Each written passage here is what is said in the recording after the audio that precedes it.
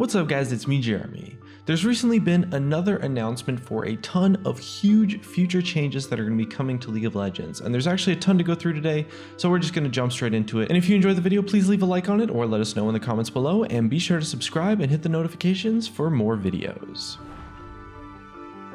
So first up on our list of upcoming changes today is actually some news about the next new champion. Riot Reef 3 recently announced a few details about the newest addition to the League of Legends roster, who is apparently going to be some kind of aquatic support.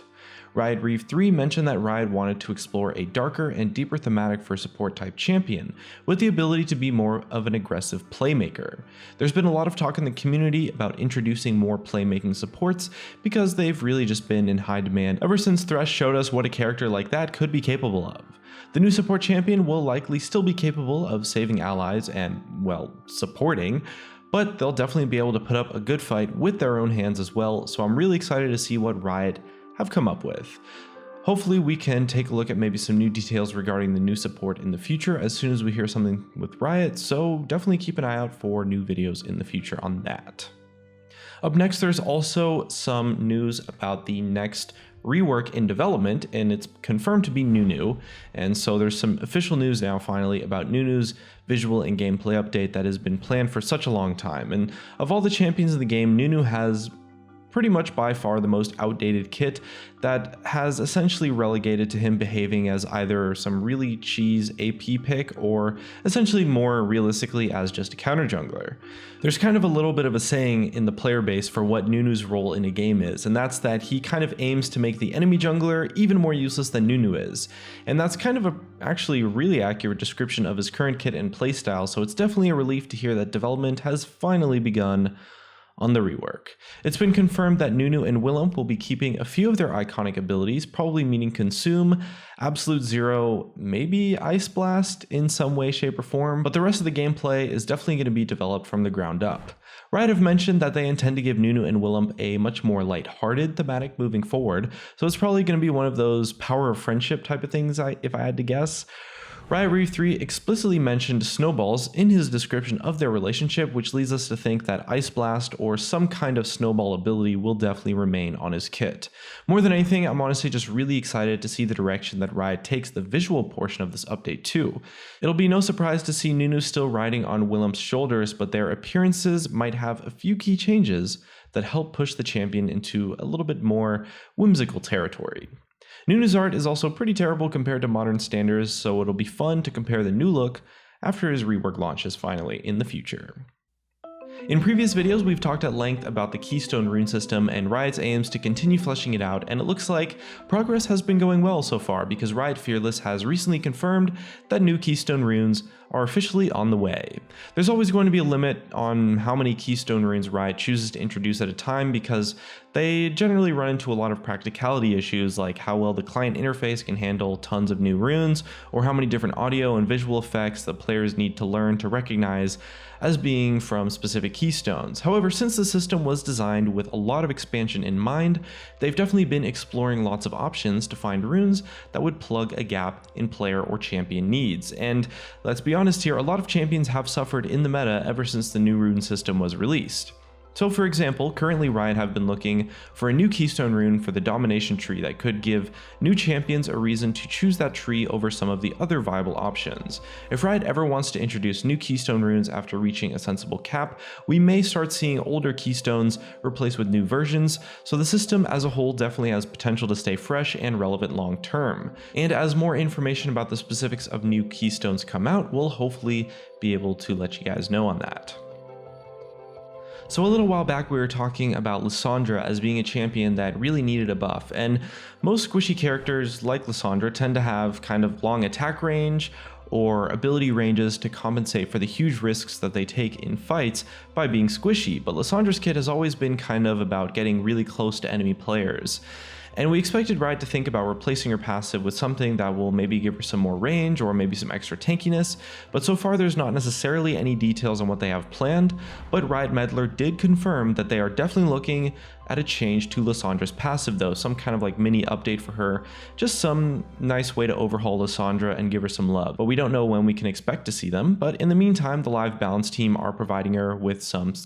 nice little buffs here and there as a way to make her a little bit more relevant until they can spend some more time analyzing her gameplay and coming up with a new passive and essentially just like a little mini rework for Lissandra.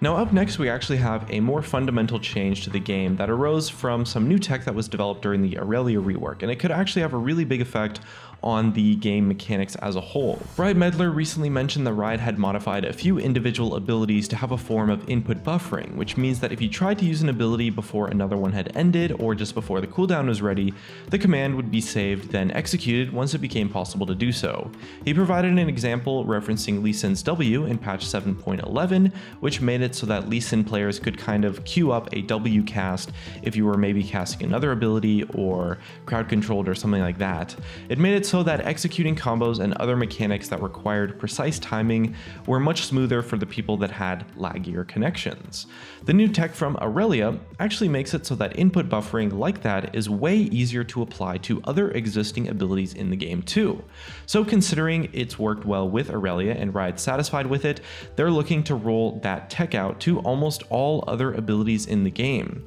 This change is currently on PvE for testing if you want to try it out, and they're aiming for a patch 8.9 live release. It's a really good idea because it means you aren't going to be at a significant disadvantage if you're at a higher than average ping, so skill cap combo champions should become a lot more playable for players in those situations, and in general things like animation canceling and input buffering are going to become way easier and a little bit more realistic to actually perform properly in the heat of the moment.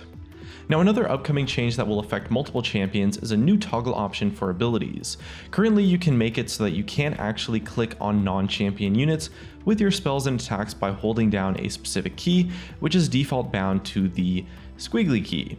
Although some players like the way this works, most people find it cumbersome and never use that functionality as a result, and it's kind of a clunky and weird thing to use and is just counterintuitive to kind of just playing the game. And to resolve this, Riot are working on an optional setting for a new key binding for the gameplay options menu that would let you change from just having to press and hold the button down to a toggle that you can turn on and off at will. So that means you could toggle a only target champions mode if you're in the middle of a fight, so you don't risk accidentally using an important ability on a minion or monster instead. Next up today, we've also got some information, quite a lot of information on what you can expect for the mid-season update, and there's quite a lot to go through, so I kind of want to just summarize it real quick. As you already know, Riot are looking to open up more roles to different classes in an effort to break up the meta a little bit and hopefully let players get experimental again and just have more options for what's relevant and what's viable in the meta as a whole. The original goal was to get mages in the bottom lane to start with, but Riot found that the development caused a lot of disruption that couldn't really be dealt with in time. So as a result, Riot will instead be implementing a range of changes to fix core issues with different classes, which will hopefully lay the foundation for more position variety as a whole. These changes will be rolled out over multiple patches rather than just one big mid-season patch, which will hopefully avoid the need to rebalance massive numbers of champions all at once, or at least make the process a lot smoother, while also allowing the meta to smoothly transition rather than fundamentally shifting the entire game and expecting players to kind of just deal with it.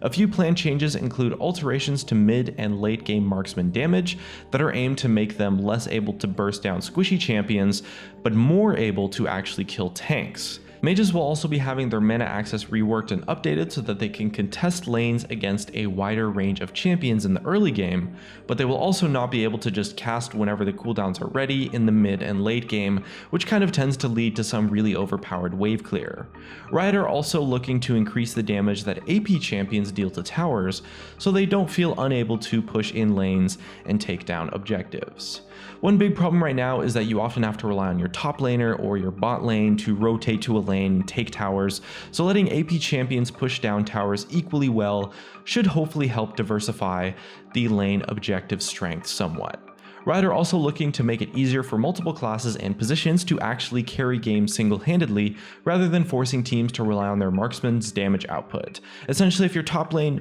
mid lane, or your jungler gets fed, they should be able to carry games with the support of their teams, rather than kind of just being stuck in a support the carry playstyle, despite being really fed.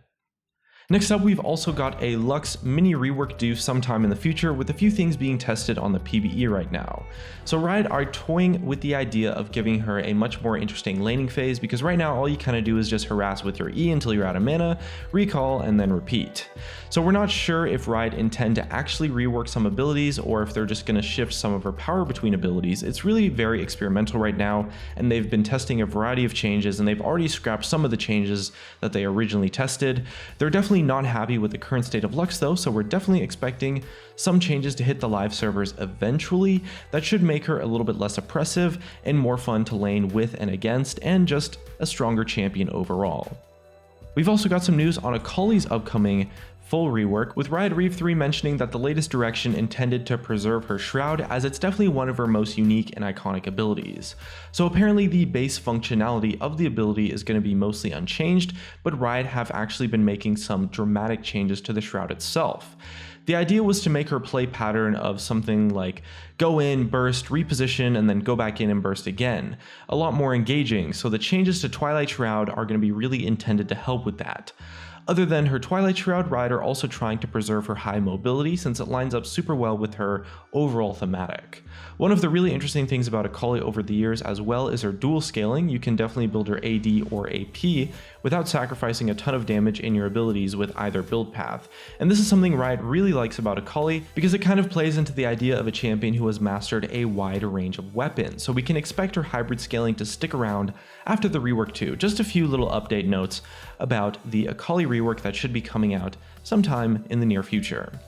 And last up, we've also got some more rework news, a little bit of some notes about Aatrox's upcoming rework. Originally, when we first talked about Aatrox's upcoming rework, Riot had mentioned that it would be a gameplay-only update, but Riot have since decided that his new kit direction just didn't match up with his current visuals, and so as a result, he's being redesigned to feel much more powerful and weighted, more visceral, and overall more imposing to play against, which means he's going to get an updated model too, and his existing skins and animations are going to be tweaked to line up with his new model update. One big change though will be an awesome new voiceover as well to bring him up to the modern champion standard. So that's going to be really cool to look forward to, and hopefully should be a really awesome rework to play.